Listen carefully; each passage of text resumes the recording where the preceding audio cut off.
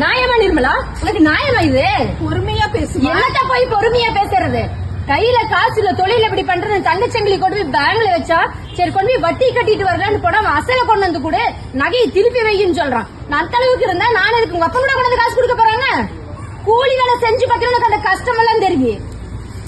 அடுக்குமா நிர்மலா இது? அடுக்குமா நிர்மலா இது?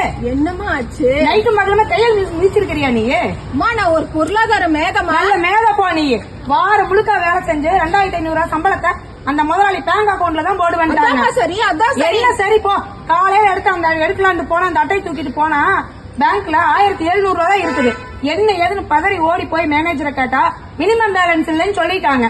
உனக்கு கூலிக்காரன் கஷ்டம் என்னன்னு தெரியுமா? முதல்ல ரைடு கிளம்பிட்டு ரைடு போறாங்க. ரைடு 70 கிலோமீட்டர் போகணும் இந்த வண்டியில. ஏன் நீ தான் கார் வச்சிருக்கிறீங்க? கார் வச்சிருக்கிறேன் பேரு. கார் வாங்கினத டியூவை கட்டுவனா, பெட்ரோல் போடுவனா, டோல்கேட்ல அடிக்கிறீங்களா ஒரு கொள்ளை, அதுக்கு பணம் கட்டுவனா? உங்க அப்பா வீட்டுல இருந்து அதெல்லாம் குடுக்குறீங்க. இந்த கொடுமைய பாத்தீங்களா? ஐயோ அடுக்கு இவளா சொல்லுமா என்னம்மா? 5 தடவை ஏடிஎம்ல பணம் எடுக்க போய் 6வது தடவை எடுக்கும் போது கட்டணம் கட்டணும்னு நான் நினைச்சேன். அப்படித்தான் என்ன அப்படித்தான்?